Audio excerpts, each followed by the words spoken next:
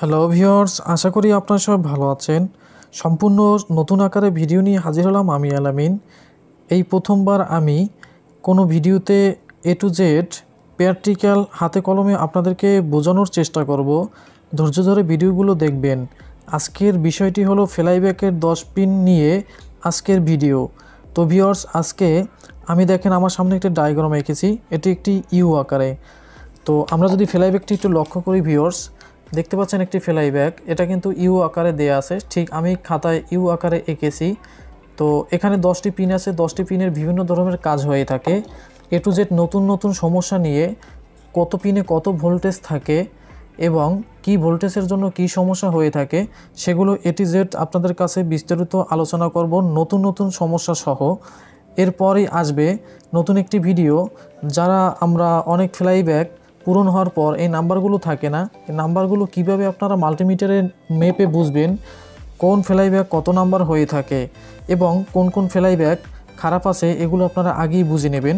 CRT টিভির সর্বপ্রথম যে গুরুত্বপূর্ণ যে বিষয়গুলো ভূমিকা রাখে সেটি হচ্ছে একটি ফ্লাইব্যাক। তো ফ্লাইব্যাক সমস্যা হলে আমাদের বিভিন্ন ধরনের সমস্যা হয়ে থাকে, সেগুলো নিয়ে আজকের এই ভিডিওটি। যদি ভিডিওটি ভালো লাগে অবশ্যই লাইক করবেন, শেয়ার করবেন, সাবস্ক্রাইব করে পাশে থাকা বেল আইকনটি অন করে দিবেন নতুন নতুন ভিডিও পেতে। চলুন তাহলে ভিডিওটি শুরু করা যাক।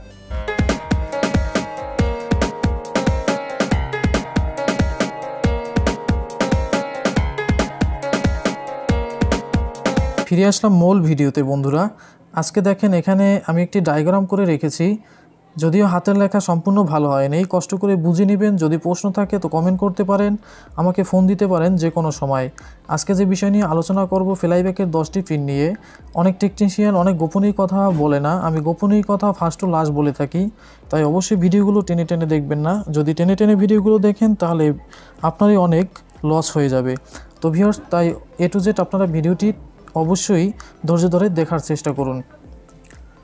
এখানে দেখতে পাচ্ছেন 1 নম্বরে আমরা দিয়ে রেখেছি ক্যাথোড ভোল্টেজ। ক্যাথোড ভোল্টেজ কি বন্ধুরা? 160 থেকে 180 ভোল্ট ডিসি এবং 250 ভোল্ট এসি। তো এই এসি ডিসির একটি গুরুত্বপূর্ণ গভীরভাবে হিসাব আছে। এটি বিস্তারিত করতে গেলে আপনাদের অনেক কিছু জানতে হবে, বুঝতে হবে। এটি নিয়ে পরে আলোচনা করব।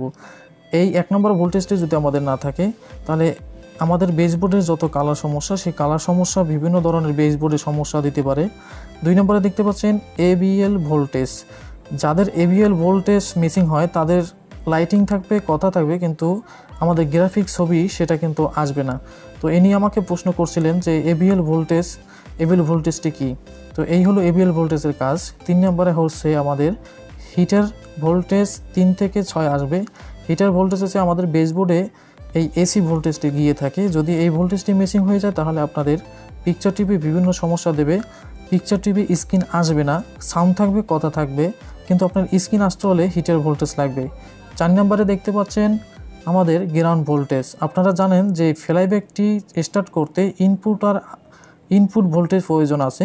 তো একটি গ্রাউন্ডের হচ্ছে যে এটি একটি গ্রাউন্ড, তো আমাদের গ্রাউন্ডের সাথে সংযোগ থাকতে হবে।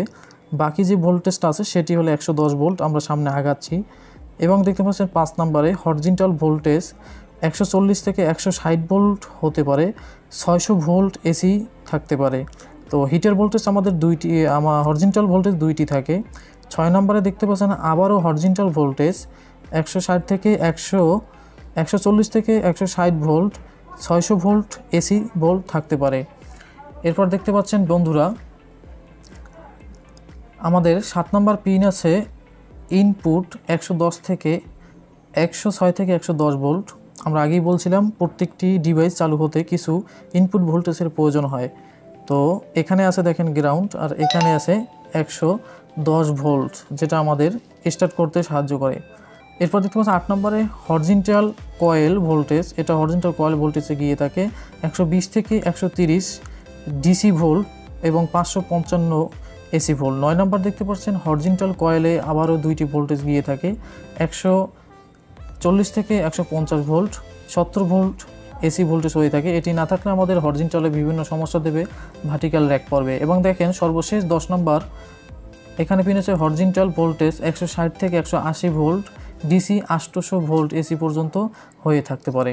তো বন্ধুরা এই ভোল্টেজগুলো না থাকলে আপনাদের বিভিন্ন ধরনের সমস্যা হতে পারে। আজকে A to Z বোঝাতে পেরেছি ফ্লাইব্যাকের সমস্যাটি নিয়ে, কোন পিনে কত ভোল্টেজ থাকে। এরপরে কিন্তু ফ্লাইব্যাকের একটি ভিডিও নিয়ে আসব, সেটি হলো কেমনে আপনারা বুঝবেন কোন কোন ফ্লাইব্যাক সমস্যা রয়েছে এবং নাম্বার না থাকলেও বুঝবেন কোনটা 10 number flyback. A to Z বিস্তারিত সামনে ভিডিও নিয়ে আসবো, তাই অবশ্যই চ্যানেলটির পাশে থাকবেন। নতুন একটি চ্যানেল আছে, সেখানে কম্পিউটারে হার্ডওয়্যারভাবে টিপস দেওয়া হয়, সেখানে মেয়েরা সর্বপ্রথম কম্পিউটারভাবে হার্ডওয়্যার টিপস দেওয়া হয়।